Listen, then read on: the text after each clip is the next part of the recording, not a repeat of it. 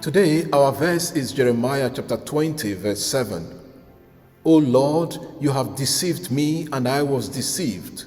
You are stronger than I, and you have prevailed.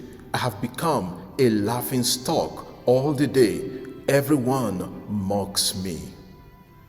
This verse comes within the context of the persecution of Jeremiah. Jeremiah had prophesied that the temple and Jerusalem would be destroyed.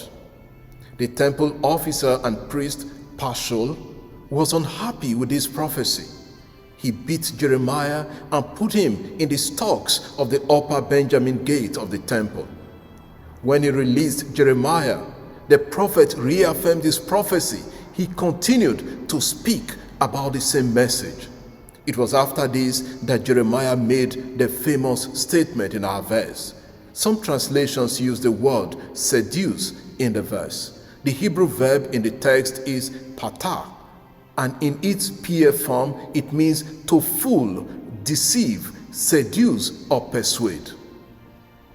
These words reflect the pain of the prophet, which is precisely what it was.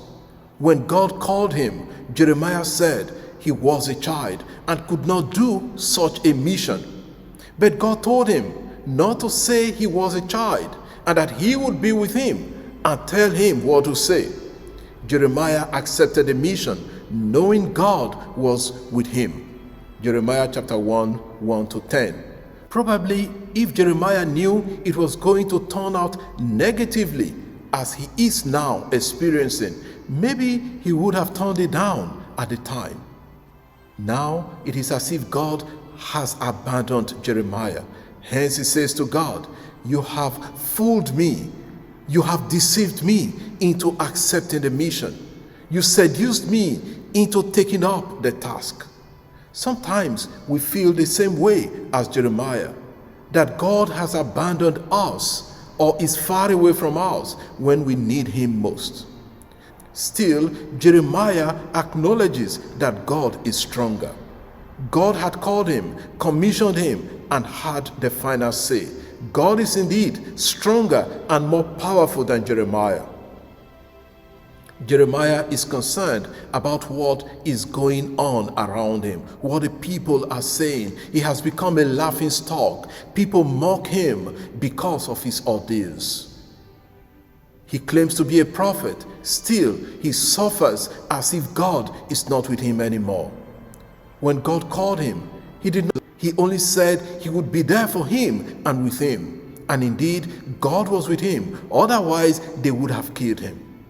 Therefore, God did not deceive Jeremiah or seduce him into following him. Instead, he gave him a difficult task in a challenging world and time. It is the same with us. God has not promised us a life without persecution, pain, or suffering. Jesus makes this message clear to his disciples. They will undergo trials and persecutions in the world. Read Mark chapter 10 verse 30 and Matthew chapter 16 verse 24.